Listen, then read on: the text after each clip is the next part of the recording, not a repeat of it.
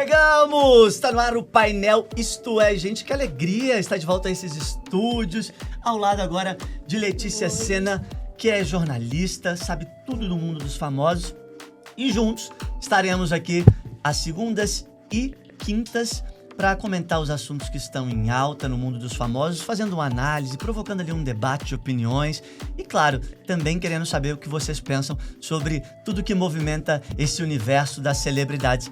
Que bom, Lê. Obrigado por aceitar essa parceria, por estar aqui junto com a gente. E vamos juntos aí comentar tudo, né? Nada escapa da gente. Oi, pessoal. Mais um produto ao lado do Matheus Baldi. Incrível. Já é um sucesso. Hoje é dia de estreia. A gente tá com uma convidada incrível e vai ser só sucesso pra gente.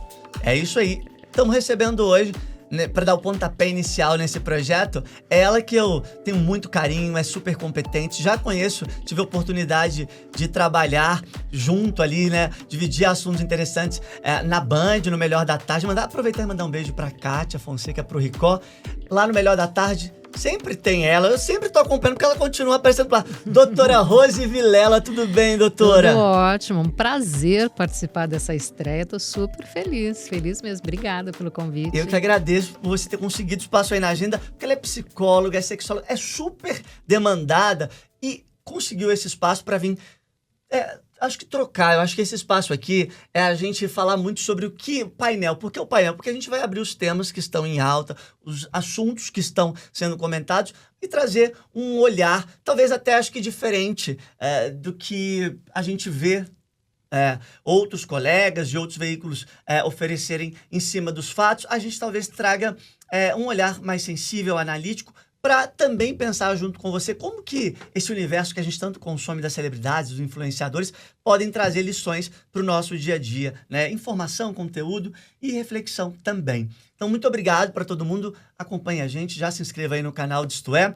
Vamos começar? Olha, vou falar para vocês que tem muito assunto. Eu passei o final de semana lendo um tanto de coisa para a gente conversar aqui, mas vamos falar de Anitta, tem Ana Castela, tem Gustavo Lima, tem Marco Pigossi, tem Alane e Rafa Kalimann.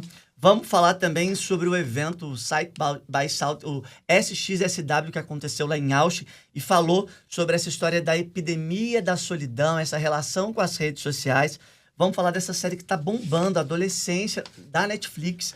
E ainda vamos falar de um luxo que está chegando aqui no Brasil.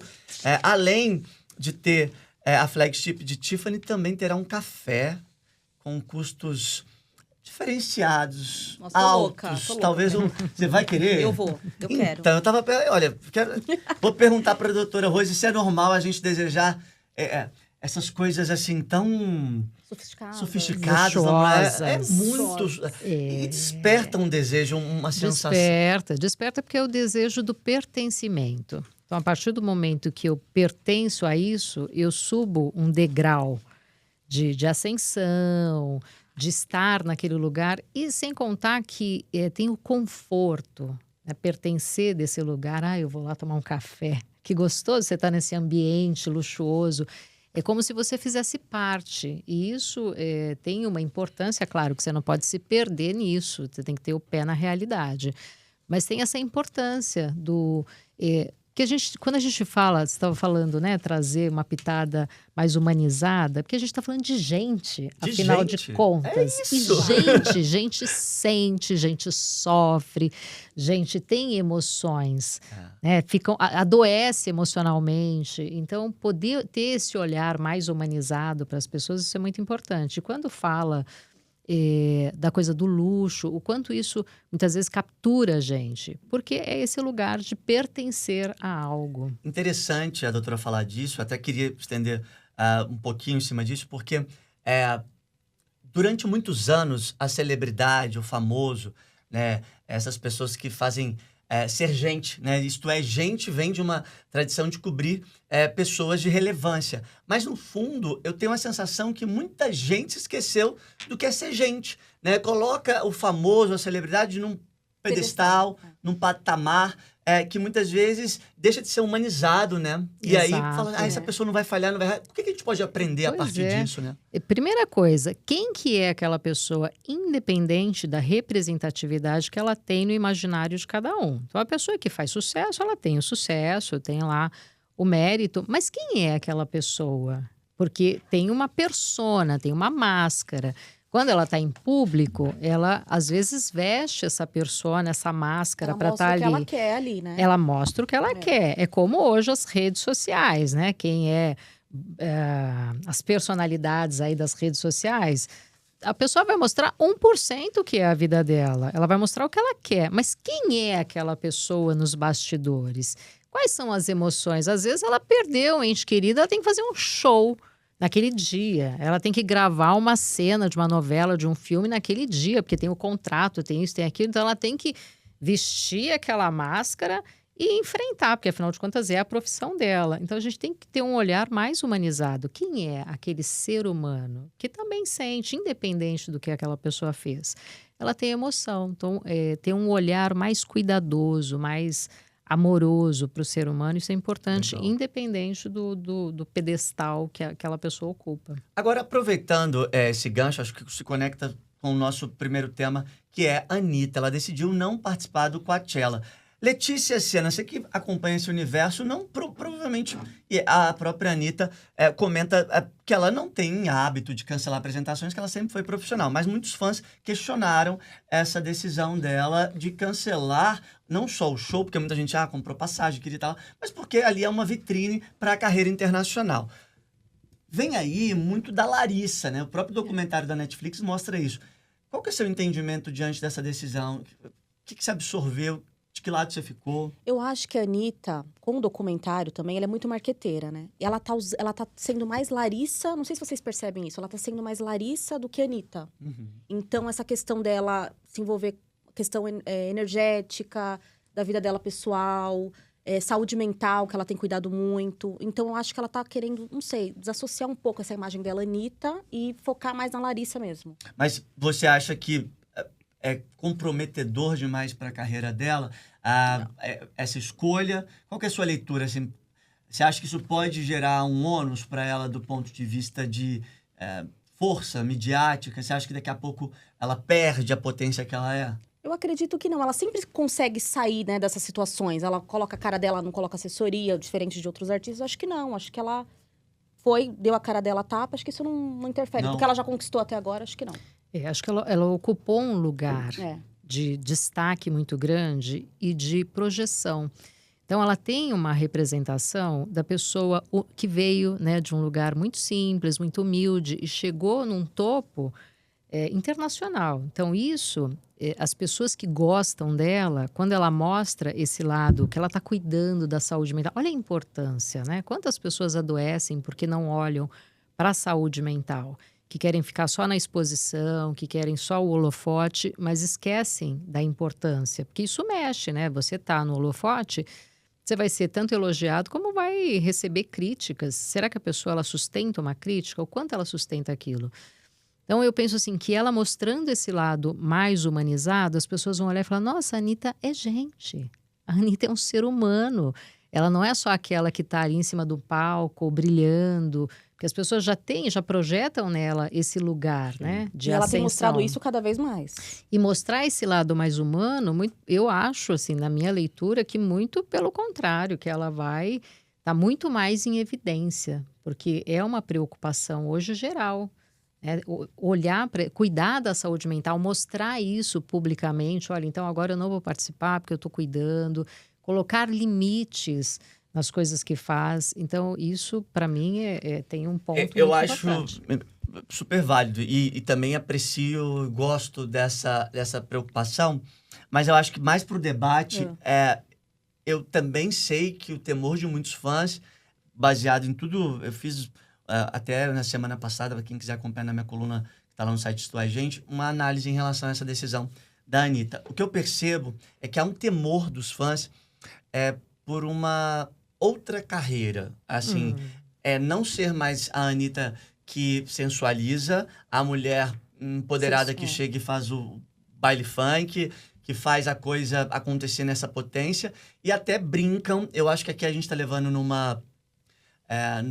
talvez um extremismo, mas o que não será se de fato ela assim optar. Como, por exemplo, resgataram um vídeo dela brincando com a Tata Werneck no Prêmio Multishow, em que ela diz assim, será que vem aí um CD de mantras?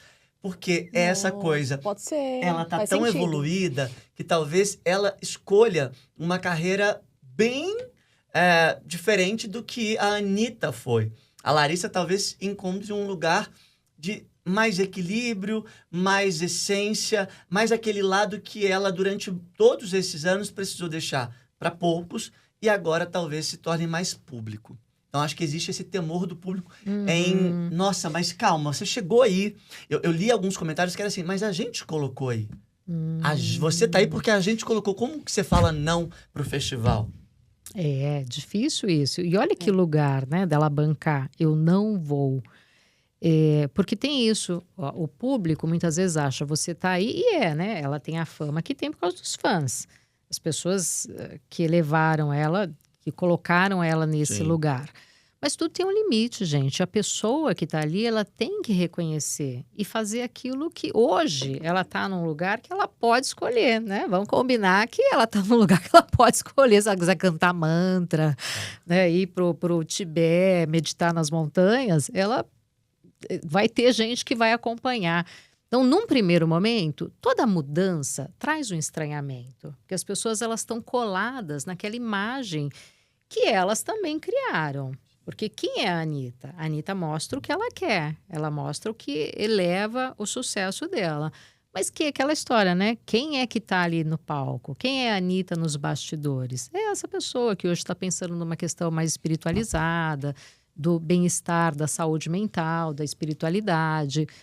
E com certeza, no momento, esse impacto traz um estranhamento, pode ser que tenha aí uma queda, de fato, mas logo isso vai adaptando. E as pessoas, como projetam nela essa mulher poderosa, vão também se questionar, poxa, acho que eu também preciso cuidar da minha... E ela acaba sendo inspiração para isso.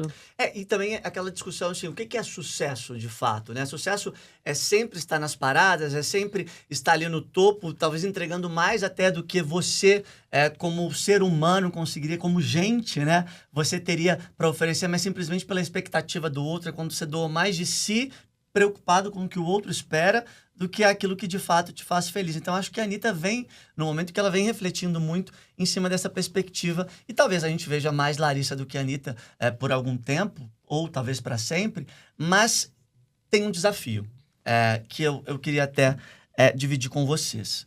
Porque, olha só, e eu acho que... Letícia Sena, você que acompanha o cenário das celebridades, cobre, faz as matérias e reportagens para isso, gente, olha que interessante, né? A revista britânica The Economist diz que o funk vai tomar conta do mundo, vai se tornar global e vai ser o Brasil sendo representado através do estilo musical, né? Alguns especialistas até disseram nessa reportagem da revista que é hora dessas pessoas ganharem voz. Agora, essas pessoas, na minha leitura hoje, se resume a uma única artista que é internacional no funk, que tem uma força, que se chama Anitta. Sim. A partir do momento que a Anitta decide focar mais na Larissa, como que fica esse potencial do funk brasileiro chegar fora? A gente não criou uma autodependência da Anitta no sentido dela ser... Eu tenho dificuldade, a gente tem grandes outros nomes, eu acho que homens e mulheres do funk, respeitando a trajetória de todos, mas que se fez com carreira internacional, ao meu ver hoje, só a Anitta. A Anitta, ela levou pra fora o funk, né? Eu acho que até hoje o funk continua forte lá fora por conta dela. Eu acho que até... Teve uma entrevista que ela deu falando que ia se aposentar aos 30 anos, enfim, ela já fez 31, até agora nada. Eu acho que ela vai continuar... Teve esse episódio, né, que ela não participou do festival, mas acho que ainda ela vai continuar levando o funk até onde ela puder e levando o nome do Brasil pra fora. Eu acho que é ela mesma, acho que não tem outra pessoa quem poderia levar o funk pra fora como ela. Então, mas eu acho que, eu concordo, mas eu acho que eu tô num ponto que é talvez ou um passo antes ou um passo depois. Quando a revista The Economist faz uma reportagem dizendo o funk brasileiro Sim. vem aí, vai tomar conta do mundo, a gente...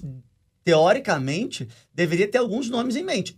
Como carreira internacional, falando de funk brasileiro, o único nome que me vem à mente... na minha também. Anitta. Não tem outro. E aí, a gente não está questionando aqui o talento de outras cantoras ou de outros cantores.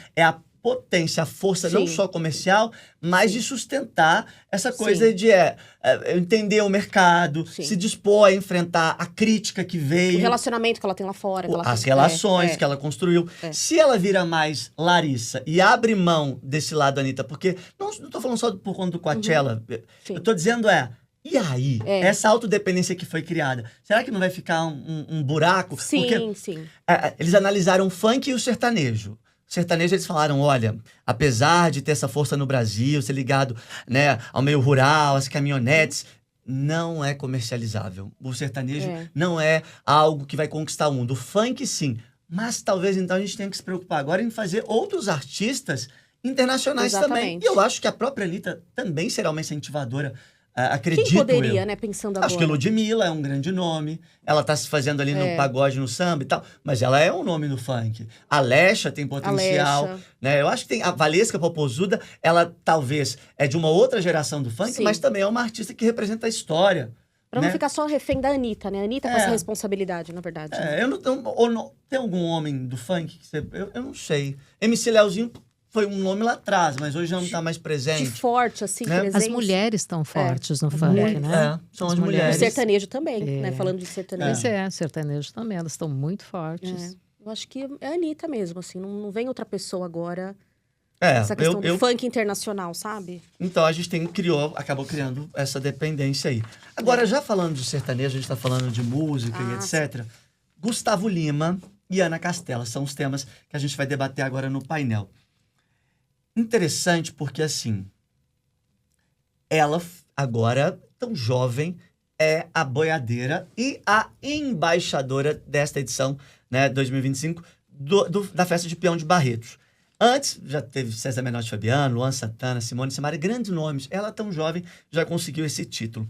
Mas chama a atenção uma curiosidade. Doutora Rose, você sabe que o Gustavo Lima, ele leva ele tem um apelido carinhoso. Ele tem apelido carinhoso, né? O Embaixador. Você já escutou falar do Gustavo Lima assim? Já, o embaixador. Você sabe o que está por trás dessa história do embaixador? Não. Então, não que a gente goste de fofoca, Imagina. Imagina. né? A Letícia... A gente gosta pouco, né? Não gosta também. Os bastidores a gente tava... Mas acontece, olha só, uma curiosidade para quem não sabe. Para quem sabe, ótimo. Mas para quem não sabe, vai aí uma informação. Em 2017 e 2018, e eu lembro de, na época, acompanhar um pouco de perto essa história, em 2017, ele virou o embaixador da Festa de Barretos. Foi um sucesso danado.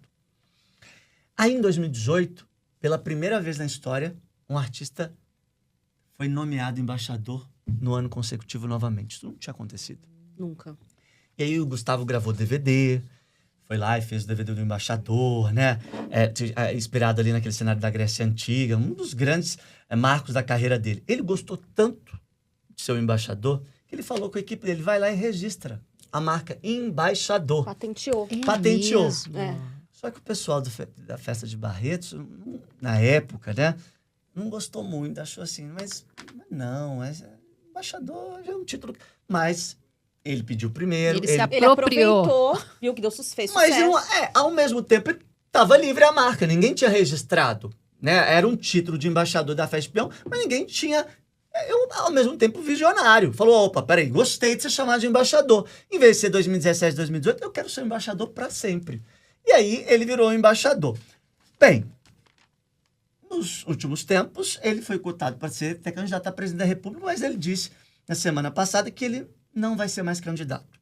Que desistiu, que é política por hora. E aí, uma pessoa até estava me contando no fim da semana passada, que aquela posição dele por hora é assim, é melhor ser amigo do rei do que ser o rei. E aí eu quero entender até o teor que está por trás disso. Por quê? Ele não é amigo só de um rei. Até teve uma brincadeira quando essa pessoa me contou. É amigo dos reis. Por quê? Semana passada ele se encontrou com o Tarcísio de Freitas, que é governador de São Paulo. Mas ele é muito amigo, e que o Tarcísio é cotado, se Jair Bolsonaro não for candidato, o Tarcísio é o primeiro nome hoje falado da direita. Mas ao mesmo tempo que ele estava com o Tarcísio, ele também é muito amigo de Ronaldo Caiado, governador do Goiás, que inclusive falou, olha, eu quero você na chapa comigo. Nicolas também. Exato, próximo do Nicolas. Ou seja, ele é muito bem relacionado, em especial na direita, que ele, inclusive, sairia candidato se fosse pela direita. Aí, a gente tem ainda o filho do Ratinho, Ratinho Júnior, governador do Paraná, também querendo ser candidato. Sim. Ou seja, olha como o entretenimento e a política estão nesse emaranhado. Pablo Marçal, influenciador, que também não desistiu. Está negociando, está se movimentando para ser candidato. Ou seja, a gente tem visto a política e o entretenimento estarem cada vez mais conectados. Até essa coisa do político virar um influenciador. Por quê, doutora Rose? Que relação é essa que está levando a gente? Até nas eleições americanas a gente percebeu isso. Na eleição de Trump e Kamala, né? Artistas se posicionando, tendo até memes, essa coisa do viral. Por quê? Não só o político virar influenciador, como o contrário também é verdadeiro, né? O influenciador virar político. Exatamente. Isso Jojo Todinho está falando que vai ser candidata. Pois é. Aliás, as fontes dela estão dizendo. Ela falou que está pensando, tá? Para falar a informação certa. Tem uma coisa do poder. E a política traz isso. Então, uma coisa é o quanto você influencia. E você sendo um influenciador que já tem, por exemplo, o Marçal mesmo, né? Ele bateu ali na trave. E ele tem uma legião de seguidores fiéis, fanáticos. Então, é muito promissor. E isso acaba mexendo com uma questão da estrutura egóica de cada um. Porque além de eu ter influência, eu tenho o poder que a política me traz. Porque a partir do momento que você está no campo político, você tem a questão das leis, de decidir. Claro que tem votação para tudo. Mas você acaba reforçando, né? Além de influenciar, eu tenho um poder sobre um público. Então, imagina isso, né? Para o seu ego. Então, tem muito a ver com ego. Tem muito a ver com ego, sem dúvida alguma. Eu não sei, assim, aí precisaria analisar, porque a gente está falando aqui são pitacos, né? Porque é como cada pessoa... análise, cada pessoa tem a sua estrutura. Mas tem muito a ver com essa questão egóica. E o que a história de cada um. Por que eu preciso estar neste lugar de holofote, de poder? Então, eu não sei especificamente de cada um o quanto, de fato, eles querem legislar para o povo, para o público, até para os seguidores, para quem é influenciador. O quanto que eu quero melhorar o país, né, para aquele público, ou o quanto eu quero ser visto, ser benquisto, ser amado, ser querido. Então, e eu fico pensando nisso. Falando disso, qual o tamanho da complexidade de você ver um grande nome da música como Gustavo Lima, por exemplo, ser associado a uma possível candidatura? Assim, ele já disse, eu não vou ser candidato, mas houve ali uma movimentação para trazer o nome dele para a política. A gente tem a Jojo Todinho, influenciadora, que está avaliando se vai sair candidata a deputado. A gente fala, tem Ratinho. Ratinho Júnior é governador do Paraná, mas é filho de um grande comunicador, que é o Ratinho do SBT, que tem por trás ali o carinho dos brasileiros. A gente tem visto, então, essa relação entretenimento e política cada vez nesse emaranhado. Mas qual é o risco de... o Datena, né? O Datena, que saiu candidato. Foi. Exato. E aí, qual é o risco dessa admiração que você tem pelo profissional, né, do entretenimento, nessa relação com a política? É possível a gente estabelecer algum risco, algum Olha, perigo? tem risco de decepcionar, que a partir do momento que a pessoa fala, como falaram para a Anitta, eu te coloquei aí, o político também, né? A pessoa vai falar, eu te coloquei aí. A cobrança vai ser ainda maior. Então, eu vou te cobrar. E se você não fizer aquilo que eu espero, eu posso me decepcionar. E aí eu posso deixar de gostar de você. Eu posso me afastar, eu posso te cancelar. Inclusive hoje, né? O termo usado. Porque o sucesso não quer dizer que na música ou na influência da internet vai garantir uma gestão, o que também não impede, mas ao mesmo tempo também não garante. Não garante, né? Eu imagino que você não tenha garantia, a não ser que a pessoa tenha um poder de persuasão e ela fala, gente, olha, de fato, política não é para mim, eu vou continuar cantando, porque é aqui que eu falo. E as pessoas falam, poxa, então legal, né? Como político, ele é um bom cantor, ou um bom ator, ou um bom, sei lá, apresentador, enfim. Que às vezes não é também da praia. E tem uma coisa assim dos partidos, porque tem isso também, né? Uma estratégia partidária. Sim. Então, eu vou trazer um influencer para o meu partido, porque a chance de ter mais pessoas dentro do partido que são eleitas, que são Sim. votadas, é muito Vai trazer maior. mais voto, traz mais visibilidade. Mais visibilidade para aquele partido. Sim. Então, inclusive, os partidos saem caçando, né? Sim. Quem que a pessoa manifestou que tem interesse, opa, vem para cá, a gente te acolhe, você aqui vai. Vamos trazer mais verdade. gente, porque aí você já tem os seguidores daquela pessoa, já tem as pessoas que admiram. Você, Letícia Siana, tem alguma opinião sobre essa relação do famoso, do artista com a política? Como que você tem percebido esse movimento nos últimos meses? Eu acho que se tornou mais evidente. Acho que, como você bem colocou, Datena sai candidato. Sim. Mas a gente tem antes ali Clodovil, Tiririca, que foram nomes que... O próprio Tami, Miranda também, que era uma Sim. personalidade da mídia. Pessoas que foram... Mário Frias também, né? Que se tornou ali, na época, braço direito de Jair Bolsonaro. Como que você lê essa relação? Regina Duarte, que Eu também... acho que essa questão do poder mesmo que a gente está falando, né? Acho que eles atingem um ápice que eles querem continuar ali sendo celebridade, mas também quer entrar, não sei, se mudar, estou cansado das leis, enfim. Querer de alguma forma contribuir e usar o público deles para entrar na política. Eu não sei, eu acho Mas que... você também acha... Mas com qual propósito você acha? Você acha que, de fato, é aquela coisa de você... Do ego, eu acho também. Eu acho que entra um pouco do ego. Luciano Huck, no caso, entrou, depois, né? Não sabe se um dia... Dizem que é o sonho dele, enfim. Eu acho curioso, o Huck, por exemplo, teve Dizem que é uma coisa pessoal dele, assim. mas eu tenho essa leitura. Para mim é de uma sabedoria... A gente vê alguns movimentos, acho que dá para fazer essa associação. É interessante você ter colocado isso. Porque, assim, o Datena saiu candidato, o Luciano Huck quase saiu candidato, o Gustavo Lima quase saiu candidato.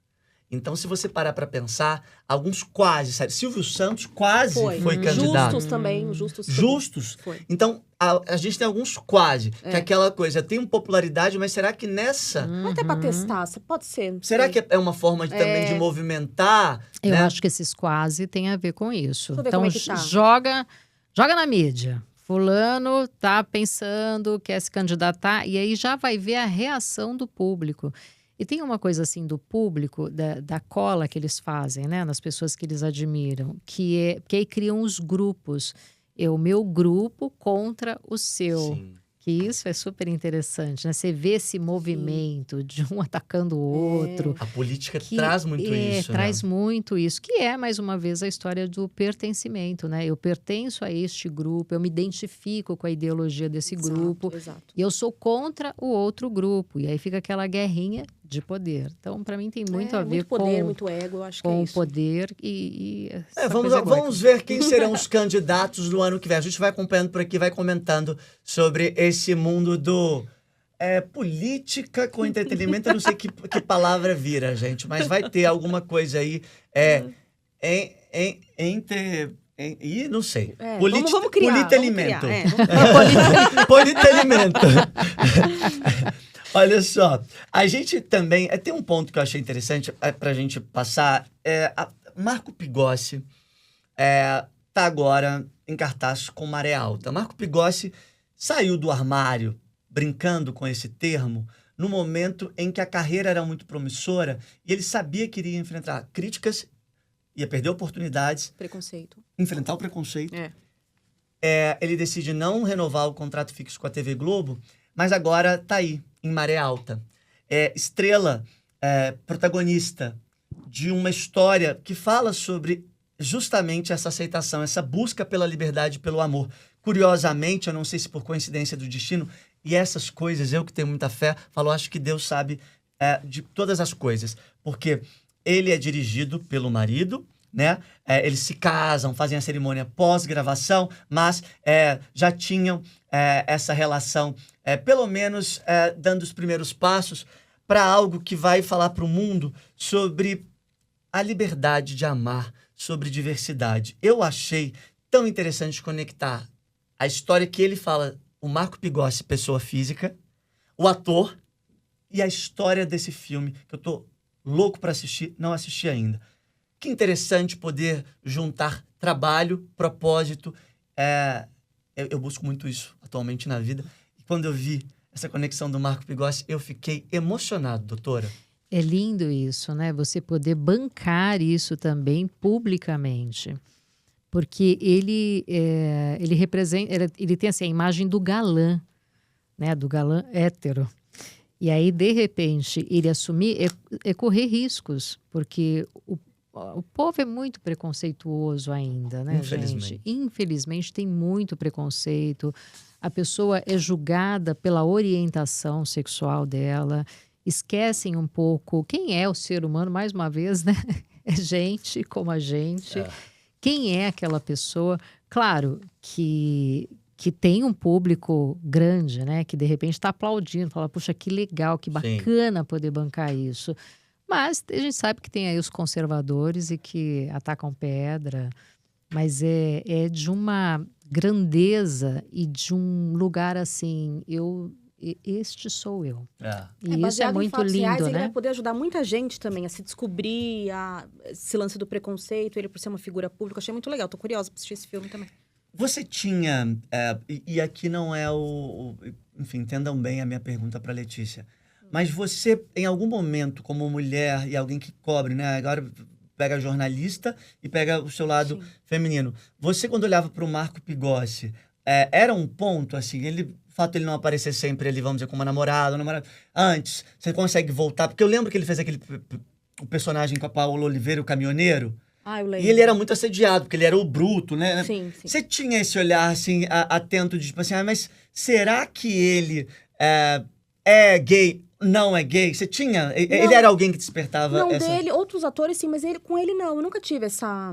Não. será que é, será que não é? Não. Você teve? Você já teve, assim? Eu tinha. Já? Tinha. Mas eu acho que eu sou muito curioso. Eu olho pro ator e já penso assim... Porque, assim... O talento se prova, porque ele fez o Babalu, lembra? Rosa Chiclete, não era? Era Rosa Chiclete. Ele fez muito bem. Mas na hora de fazer o Bruto, ele também fez muito bem. Então, eu sempre olhei com muito talento. Mas eu não sei. Talvez essa minha curiosidade por cobrir celebridades e saber do bastidor é porque me instiga muito, assim, o quanto é pesado para esse artista como todo, porque tem gente na música que tem que esconder sexualidade, até hoje. Jornalista, apresentador. Então, eu tenho esse olhar. Assim, o quanto vai pro lado pessoal desse artista ter que sustentar uma imagem para estar ali naquele papel. Sim, muitas vezes é imposto pelo público, né? E a pessoa, para poder ficar naquele lugar, ela acaba tendo uma dupla personalidade. Sim. Então, em público, eu sou o hétero, machão. Eu lembrei do Gianecchini agora, né? Reinaldo Gianecchini. E na minha vida privada, tudo bem que a vida privada é vida privada também. Pessoa, na verdade, ela tem que se lixar o que os outros estão achando. Agora, a gente tem que ter cuidado com esses estereótipos do hétero e do gay. Então, porque ele fez o papel do machão, do caminhoneiro, disso e daquilo, como se o gay não pudesse ter esse estereótipo, né, entre aspas, gente, pelo amor de Deus, né, desse masculino machão, borracheiro, né, essas coisas, caminhoneiro, que é como se não pudesse. Né? Que todo gay tem que ser afeminado. E a gente sabe que não é assim. Né? Tem, né? Tem. E até as profissões, né? Você separa, fala, não, porque você trabalha com essa profissão, que é isso, borracheiro, caminhoneiro. Não pode. Não que pode. coisa. Assim como mulheres também não pode, né? Gosta de carro, de mecânica. Então é futebol, sapatão. Então é sapatão, futebol é sapatão. Claro que tem, gente. Tem todos os gêneros ali. Mas a gente tem que ter cuidado com esses estereótipos. E às vezes a pessoa ela fica em cima do estereótipo e aí quando sabe que a pessoa tem ali, né, uma vida homoafetiva, ai, que decepção, que desperdício. Gente, mas desperdício pra quem? Pra quem? Pra quem? É isso, maravilhoso. Desperdício pra quem? Exatamente. Né, gente? E eu acho assim, quando eu vejo isso em relação a mulheres que falam sobre homens, eu fico pensando assim, pros héteros tá ótimo também, porque ali, se ele é bonitão, cara, ele vai aproveitar, tem pra todo mundo. Se organizar, todo mundo fica feliz. Todo mundo fica feliz. É verdade. Né? Exato. Tá tudo certo. Agora, tem uma história... e essa daqui... Eu tenho curiosidade para saber como a psicologia... doutora, até para entender melhor. O tipo de terapia, o seu atendimento, geralmente é baseado... Tem algum norte? Eu sei que tem gente que não segue Freud, outros seguem. Como é que é? Eu tenho, é um mix, né? Porque É um eu tenho mix? muitas formações. Então, a minha primeira formação foi terapia corporal haitiana, do William Reich, que trabalha as coraças, as estruturas de personalidade de cada pessoa através do corpo, do movimento, o que o inconsciente guarda, o que ela fala, mas o que o corpo expressa. Então, essa foi a primeira, mas depois disso... Então, tem Foi psicanálise, tem Tá. comportamental. Então, Então eu vou usar a liberdade mix. desse mix para fazer uma pergunta. Tem gente que pergunta... É um ditado popular. Freud explica pessoas que têm mais facilidade e outras que não têm tanta facilidade para desatar um relacionamento e seguir a vida. Por exemplo, Alane Dias, a ex-BBB Alane Dias, Rafa Kalimann, estão sendo comparadas porque elas têm mais facilidade, na média, né, midiaticamente falando, que outras pessoas de superarem o fim de seus relacionamentos. Estão falando, a Alane é a nova Rafa Kalimann. Porque a Alane seguiu o baile ali, ficou com o Lucas Silva, irmão do Silva, depois estava com o Loreto, agora dizem que ela tá com o Francisco Gil, filho da Preta Gil, e falam que a Rafa Kalimann também, pelos relacionamentos que ela teve, não sofre e segue o baile. Freud explica isso? Como que é?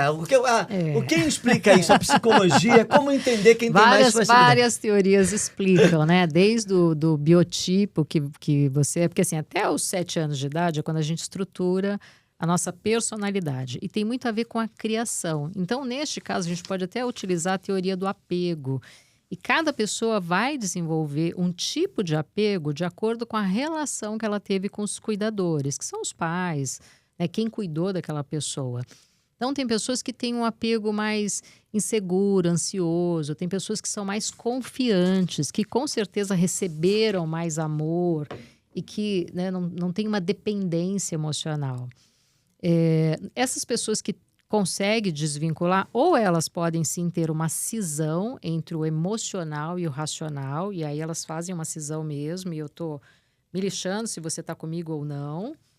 Terminou, bola para frente, ela tem uma capacidade de resiliência muito maior do que outras, e tem outras que vão para o fundo do poço. Essas que vão para o fundo do poço geralmente têm um apego inseguro, que precisam, que criam dependência emocional de outra pessoa. Então, elas tendem a sofrer mais, a ter uma dificuldade maior para o desligamento, ficam presas anos. A pessoa já viveu, já teve 10 namoros, a pessoa ainda está lá presa, aquela idealização que ela teve, aquele apego que ela gerou. Mas dá para mensurar, assim, na prática quando as pessoas falam, nossa, a Alane Dias, a Rafa Kalimann, tem muita facilidade de esquecer. Não gostaram tanto porque elas esqueceram rápido. Mas se a pessoa também gostou e ficou ali sofrendo, remoendo, quer dizer que ela gostou mais ou menos? É possível mensurar isso ou não? Não tem como mensurar. E tem pessoas que, quando estão na relação, elas mergulham, se entregam. Tá ali, ó, de corpo e alma. Uma hora que terminou. Então vamos descobrir uma fofoca. Letícia, quem é você nas relações? Conta pra gente. Olha, eu sou a que demora pra desgrudar. Ah, você era pegada? Você não segue o baile rápido. Eu vivo luto, né? Porque elas não vivem luto, né? Sim, enfim. Depende, às vezes vive de outro jeito. 3 dias e tá tudo bem. E às vezes é mais rápido. Cada um tem seu tempo pra maturar ali. Tem o seu tempo. E às vezes nem dá tempo mesmo. Tem gente que vai, sabe assim, vê qual é, anda a fila aí, né? Então, a fila anda. A fila, mas aí, fila anda. aquela teoria. Com um novo amor se cura o amor passado? Assim, um amor pra O amor se cura com outro. se cura ou não cura? Não necessariamente. Não. Não necessariamente. Porque é aquele relacionamento rebote. Relacionamento Que rebote. é que você tá com uma pessoa, você termina e você engata em outro relacionamento. Olha como eu conheço. Engata Já em fez? outro. Já viveu? Não. Não, mas Mas a eu outra conheço pessoa... gente que viveu um relacionamento rebote, não esqueceu... Então, assim, não se curou do relacionamento anterior e tá machucando... E você tava no meio dessa história? É. Ih, tá vendo como a gente descobre? Olha. E aí, às vezes, aquela pessoa que você está se relacionando se apega a você e você tá com ela que é para poder esquecer a outra. Sim. É claro que não existe uma regra, porque às vezes rola uma oportunidade, uma pessoa que você fala, poxa, que legal, despertou aqui o interesse. Vou dar uma chance, né? Vou dar uma chance para mim, né? Vou ver o que tá acontecendo, o que dá. E às vezes você vai e não vai rolar, porque foi só uma primeira impressão, sabe assim, que você teve? E aí na convivência você fala, não é bem isso aqui, só que a outra pessoa já engatou, já se ligou, já se apaixonou, já mergulhou de cabeça, e você acaba machucando aquela outra pessoa. Então, cada pessoa tem o seu tempo e tem que respeitar o tempo. Tem o tempo do luto, vai ter o tempo de negação, vai ter aquele tempo de barganha. Olha, mas eu prometo que eu não vou fazer mais isso, eu prometo que eu vou mudar, eu prometo que eu vou ser diferente. Tem a culpa, né? Ai, a culpa é minha, é porque eu que não fiz isso, eu que não fiz aquilo. E o relacionamento tem um tempo. Agora, o que não é legal é você ficar ou por dó da pessoa, isso é péssimo, você ficar por horrível, dó gente. de alguém. Nossa, acho Isso terrível. é a Nossa. pior coisa que você pode Deus fazer pela amado. outra pessoa. É. E para você também, porque você fica refém de uma relação. Porque às vezes a pessoa faz chantagem, né? É. Olha, se você não ficar, eu vou me matar. tem. Sim, Eu sim. vou, faz escândalo, enfim. Mas é respeitar o tempo de cada um. Falando de relações, no SXSW em Austin, foi muito falado sobre a epidemia da solidão que a gente anda vivendo. Né? As novas gerações estariam percebendo que talvez a minha, né, e algumas gerações até talvez anteriores, tenham evitado relações tão verdadeiras, amizades, de fato, sólidas. E a gente começa a se preocupar em corrigir isso. Que bom para o futuro. Mas o que está por trás disso, além das telas, além da inovação? Por que a gente foi se acostumando tanto a se isolar? Que problema grave é esse, doutora? Tem esse fenômeno, né, do mundo digital. Com o envelhecer, tem uma tendência a você ir ficando mais isolado. Até porque os amigos vão morrendo, as parcerias vão morrendo, e você vai se isolando. Não é saudável, tá? Eu tô falando como uma tendência muito grande, mas que não é o ideal. E os jovens hoje já entram na vida com o digital. Então, da minha época, principalmente, imagina, né? A gente ainda está se adaptando com o digital e já existe isso. E o jovem, ele já entra nesse mundo com o digital. E isso é, assim, é uma preocupação muito grande de saúde mental. Por quê? Porque o isolamento, ele quanto mais você se isola, mais isolado você quer ficar. Mais dificuldade você tem de ir para o mundo real, de se conectar realmente, inclusive afetivamente, porque tem pessoas que preferem ficar no mundo virtual.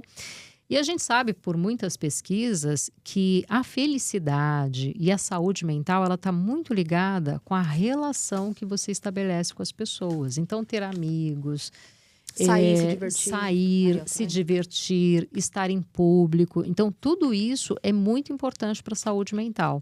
E o home office, a pandemia piorou muito isso, a história do home office. Então, tem pessoas que precisam sair, tem que ir numa festa. Não vão. Por quê? Porque aquilo começa a gerar taquicardia, a pessoa desenvolve uma fobia social, crises de ansiedade, por conta de ter que estar interagindo com pessoas. A gente estava conversando isso nos bastidores, a gente acabou ficando com isso. A pessoa vai entrando para a caverna, no lugar de ir. Então, o que a terapia cognitiva faz? É exatamente a exposição. Qualquer situação que você tenha de fobia, de trauma, é ir se expondo aos poucos àquele cenário temido, àquela situação temida. É se forçando, mas de um jeito dentro de um limite. Então, por exemplo, eu tenho uma fobia social. Então, o que você pode fazer no início? Vai num cinema, né, que você vai estar com pessoas, senta na porta, na saída, que se sentir algum mal-estar. Procura aí, fui convidada para ir numa festa.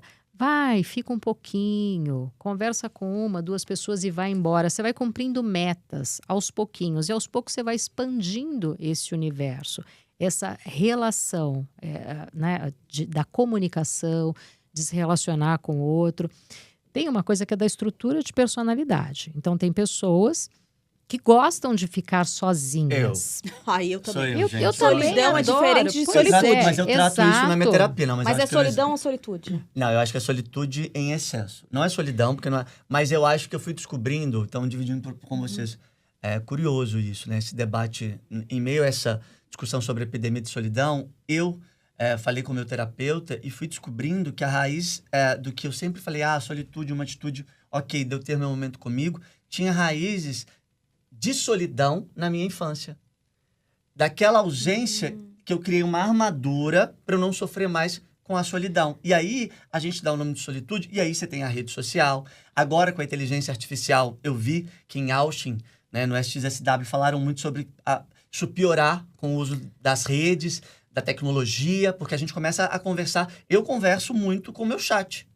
Eu converso. Em casa sozinho você tem o Tiro streaming, dúvida. tem seu celular, você fala. Exato. Pra que eu vou sair de casa? Você usa aplicativo para conversar com as pessoas que você gosta, que existem na vida real, mas às vezes você fala, não, já resolve aqui pelo WhatsApp. A gente não liga mais. Então, mas isso é muito ruim. Então, é poder identificar qual que é, porque é da estrutura da minha personalidade, eu preciso ficar sozinha para ter uma autorregulação, eu gosto disso, isso é importante, eu vou pensar, eu vou refletir, eu vou meditar, eu vou assistir um filme, porque ali eu estou me autorregulando. E outra coisa eu não consigo sair de jeito nenhum, porque eu tenho dificuldade. Eu tenho dificuldade de conversar, de olhar no olho. Se me tocar, então, meu Deus do céu. É uma outra coisa, então. Então, tudo a gente tem que pensar nos extremos. Que extremo que eu tô? Não, eu saio, eu fico bem, eu interajo, eu me comunico, eu tenho uma rede de amigos, eu tenho uma rede de apoio. E eu tenho o meu momento de estar sozinha. Então, legal, equilíbrio. isso é saudável. Que Tudo é uma questão de equilíbrio. Agora, se eu tô só na caverna, é um problema para mim, do ponto de vista da saúde mental. E se eu tô também totalmente expandido, é só festa, é só balada, é só no meio das pessoas, e eu falo, eu também não faço minha autorregulação de me voltar um pouquinho para dentro. Eu tô muito para fora. Eu tenho que ter esse equilíbrio. Tem gente que não consegue ficar sozinha. Que não consegue ficar sozinha, que aí o amigo eu vou do para um Matheus, outro que não extremo. consegue ficar sozinho. Tenho o meu... não consegue, ele não fica sozinho de jeito nenhum. E não quer ficar, ele vai te ligar, ele vai chamar todos os amigos. Mas calma, fica um momento só... Não consigo. Ele não quer. O que será não que adianta. acontece, Não né? vai querer. Nesse momento que ele fica sozinho? Não, é horrível, Quais ele são não os fica. fantasmas? Qual é a sombra que ele não pode ver, que ele não pode enxergar, que ele não pode entrar em contato? Agora, é assim, parece o fim da picada, mas não é. Em Austin, no SXSW, eles falaram sobre uma plataforma que promove conexões no mundo real entre pessoas que se conhecem pessoalmente. Ou seja, eu te conheço, mas a gente nunca se vê, então agora vai ter uma plataforma que vai fazer a gente... Olha que interessante a brincadeira que eles fazem, né? Eles tiram o conceito de URL, né, dessa coisa do digital, né, do www, para IRL, que é a sigla que representa in real life, ou seja, na vida real. Agora, então, a gente começa a ter também um movimento, até da própria tecnologia, para forçar a gente a ter relações presenciais e reais. Olha que Imagina ótimo. só. Que bom que estão encontrando uma solução. Que bom, Mas que precisa, gente. a que ponto nós chegamos, né? Tem que usar o digital para poder ir para o real. Pro real. Mas aí o que importa é a intenção. Mas é isso, se a linguagem é no mundo virtual, então que seja essa linguagem para poder aproximar, que seja o ponto de encontro do real. Um ponto importante que eu queria discutir com vocês, que são mulheres, ou seja, estar ao lado de duas mulheres vai ser muito importante para debater esse assunto, que até vai se conectar com o que foi falado também no SXSW. Lá no evento em Austin, muito se falou sobre essa masculinidade tóxica que vem tomando conta dos homens por conta da interferência até das próprias redes sociais. O jornal o Globo, inclusive, fez uma reportagem falando de um grande influenciador que foi ganhando milhões de seguidores por conta de comportamentos extremamente machistas, tóxicos, mas também no evento em Austin falaram sobre essa propensão do alcoolismo, por exemplo, como preocupação para um grupo seleto de jovens, homens, tá? Com base também no que o Galloway falou de sequestro da tecnologia. Bem, o impacto dessa tecnologia fazendo a volta daquilo que a gente achou que estava passando, que era homens muito agressivos. E aí, doutora, assim, onde a gente está indo com esse tipo de comportamento viralizar e se tornar admirado nas redes sociais? A gente tem aí, né, o fenômeno dos red pills. Nossa. E que é isso, que vira referência para muitos homens. Os homens têm medo. Inclusive tem um filme, Machos Alfa.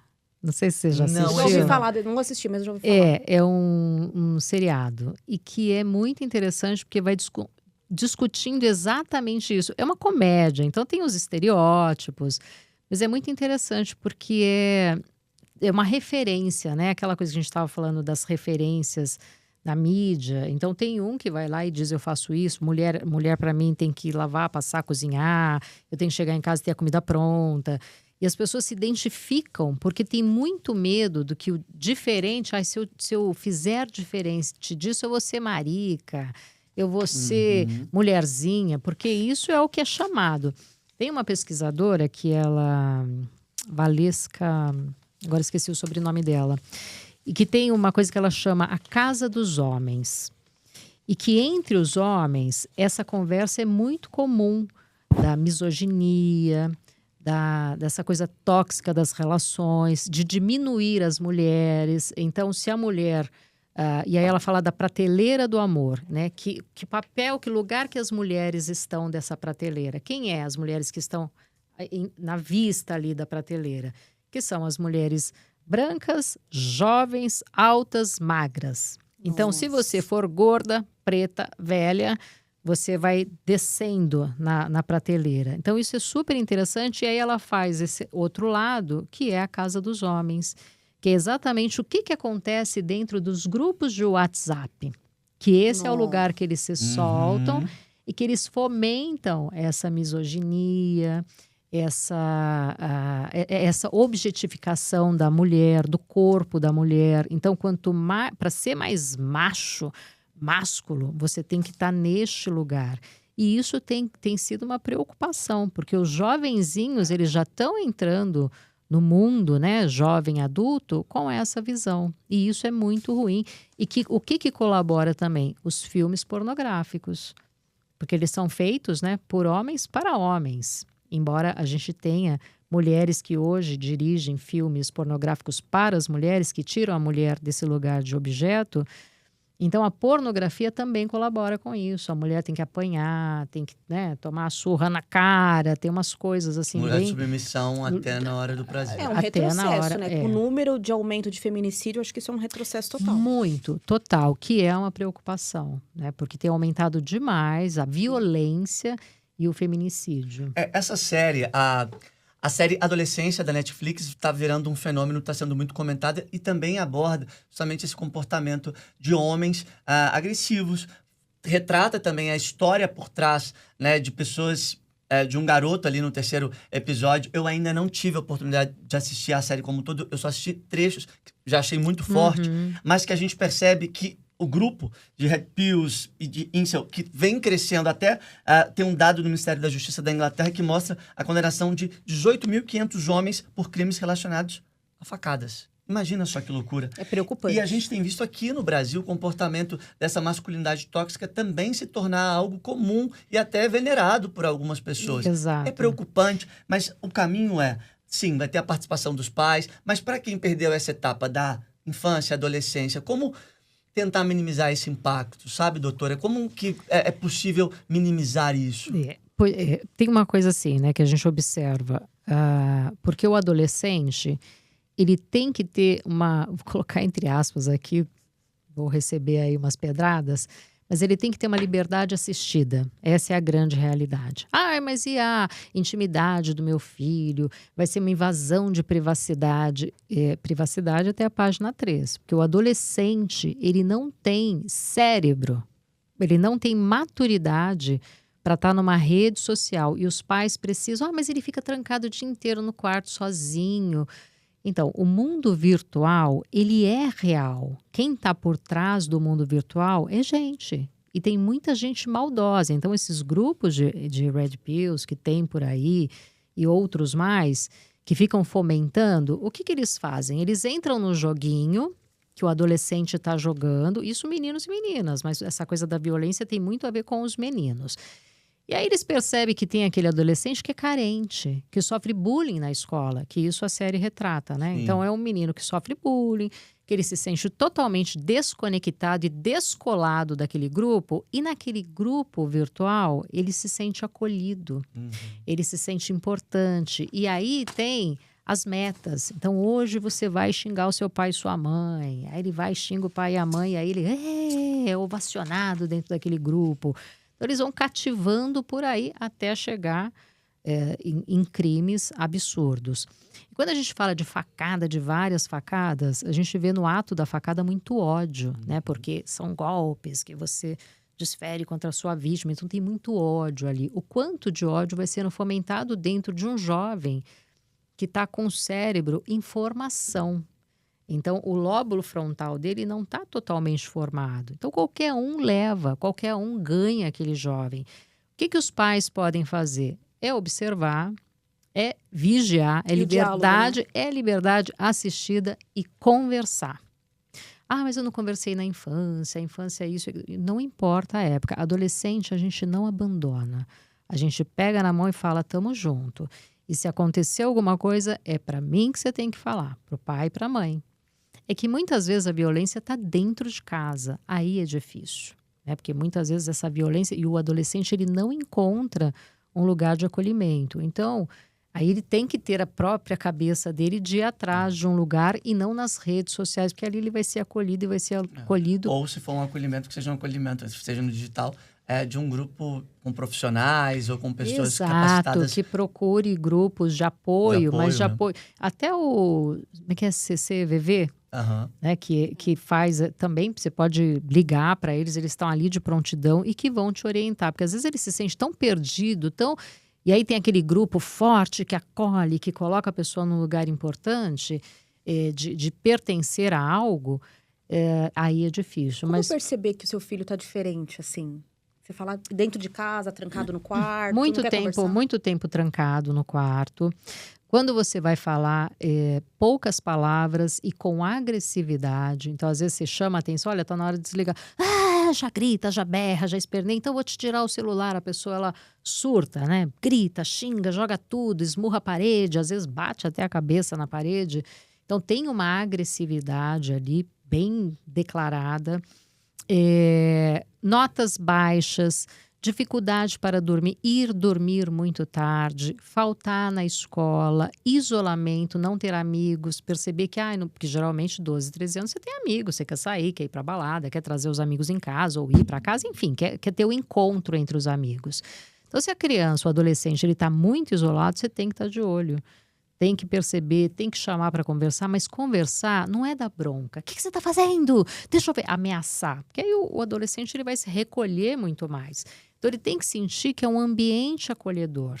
Porque, às vezes, porque não dá, gente. Quem tem filhos, eu tenho filhos adolescentes, você não consegue vigiar 24 horas. Então, é a conversa e é o acolhimento. E falar claramente, olha, tem gente malvada na rede social.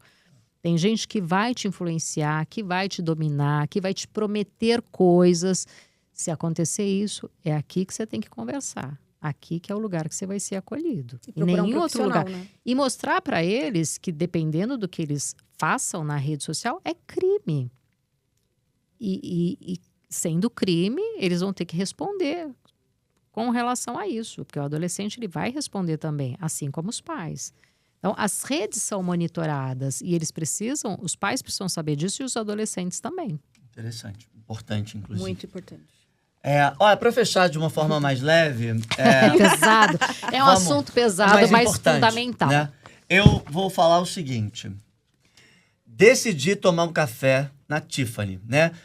Decidi que vou no Café Tiffany e até convidar a Letícia. Ai, que delícia. Eu Letícia, topo. olha... Poxa, eu sou a Letícia, você não vai me convidar? Não, escuta. Não, aí na hora... Aí, doutora, a coisa ficou mais difícil ainda. Ficou? Na hora que eu vi o valor... Porque agora, se a gente for tomar um café, imagina, R$350 por pessoa. Um café?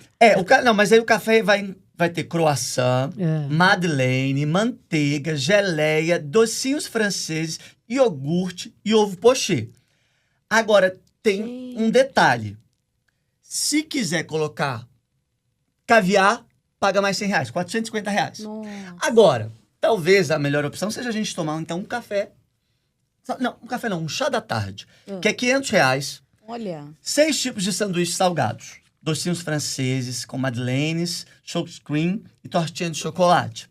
Tá em São Paulo, viu, gente? Do dia 27 de março a 30 de abril no Shopping Guatemi. A gente vai se organizar aqui, se inclusive a Tiffany quiser convidar a gente, né? A gente, uma permuta. A gente divulga, conversa com o pessoal. Já estamos dando serviço, inclusive. Ó, imagina só que tem... Aí, eu achei assim, tudo bem, é um luxo e tal, tá todo mundo querendo ir, porque é aquela coisa do bonequinho de luxo, né? Elegante. O croissant com a geleia é R$50, se quiser separar, tá? O prato individual. O cheeseburger, quanto que... Cheeseburger. Palpite pro valor do cheeseburger. 250. Tá. Então tá barato. 145. Olha! Filé mignon com batatas. Letícia, palpite. 100. Não, 220. Eles estão inaugurando a flagship da marca, né? A primeira na América Latina. Tá sendo ali, achei sensacional. Acho que isso diz muito sobre o consumo do luxo também no Brasil, né, doutor? E é bem grande o consumo do luxo, né? Tá brincando, mas vai ter fila. Com certeza vai ter. Vai ter aquele que pode e vai ter aquele que não pode também, que é para poder pertencer. E aí a pessoa vai ter aquele que vai dividir em 12 vezes. Mas quer ter aquela experiência, mas lugar vai ter de luxo. experiência. Mas isso faz bem pra vida, pra alma, pra mente, assim, esse pertencimento. Vou dividir de 12 vezes o café que eu tomei ali em meia horinha, 1 horinha. Mas isso pode de alguma forma impulsionar essa pessoa? Pois é, se é uma questão assim de... Tem uma coisa assim do quanto eu mereço estar ali, do quanto eu quero vibrar positivamente para estar naquele lugar. Se ela faz uma vez na vida isso, uma vez de vez em quando, não na vida, né, gente? A vida é longa.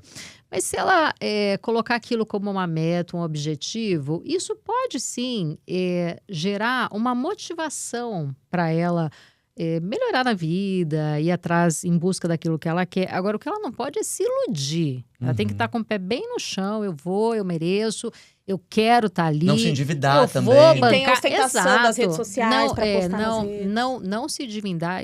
Por isso que eu falo, tem que estar com o pé no chão, saber o que está fazendo. Eu vou parcelar, porque fica mais leve para mim. Enfim, nem sei se tem essa possibilidade, mas em outras situações, de uma forma geral. Sim.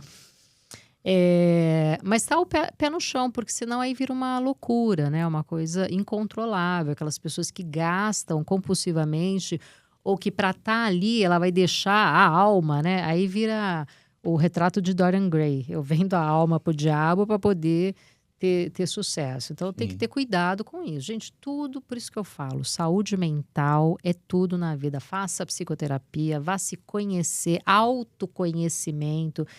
E perceber que momento que você está da sua vida. Você acha que é legal, mesmo que eu não tenha condições, mas eu vou porque para mim é importante, eu quero neste momento estar ali, sentir como é que é esse ambiente, até fazer um estudo, né, sociológico, antropológico daquele lugar. Legal, vai lá, tendo consciência. Não, eu não tenho, eu vou me endividar, eu não tenho dinheiro para pagar tem gente que faz a isso, conta gente, de absurdo. água do mês. Aí, né, o pezinho rever, né? tá fora da realidade, aí você precisa rever os seus conceitos. Agora, para quem precisa, inclusive, consumir bons conteúdos com orientação, informação, a doutora Rose nas redes sociais sempre compartilha dicas incríveis, então aproveite para acompanhá-la. Qual é o @, doutora? Como tá lá no Instagram? Rose Vilela, com 2 L's no Lé, psicóloga, tudo junto. Rose Vilela, psicóloga. Perfeito. Muitíssimo obrigado. Obrigada, mais uma vez. Você sabe o quanto eu gosto de você, mas é sempre uma grata conversa. Adoro você. Quando a gente pode aprender mais e entender o que está por trás dessas nossas mentes, porque às vezes é difícil, viu, doutora, entender tudo isso. Obrigada. Viu? Eu que agradeço, é Até uma uma próxima. honra. Letícia Sena. Hoje teve assunto hoje. Não foi? Rendeu, menina. Gente, e assim, papos incríveis de saúde mental que a gente tá vivendo. Eu né? até descobri uma fofoca sua. Você quer mandar beijo pra alguém? Não. Recadinho? Não, Aproveita, gente, a hora é agora. A saúde mental está em dia, Em dia? está tudo ótimo. Tá bom. A gente volta na quinta. Na quinta, No pessoal. nosso próximo programa, aproveita para seguir a gente. @ no Instagram, Letícia Sena B. Letícia. Sena B. O Sena é com um N só? Com um N só. Tá certo. Me siga lá também, @Mateus Baldi, Mateus com TH no Instagram. E a gente volta quinta-feira. Toda segunda e quinta a gente tá aqui no canal, isto é, no YouTube e também, sempre reverberando os assuntos nas redes sociais. Fiquem com Deus, obrigado pelo carinho, pela audiência. Tchau, tchau. Tchau, tchau.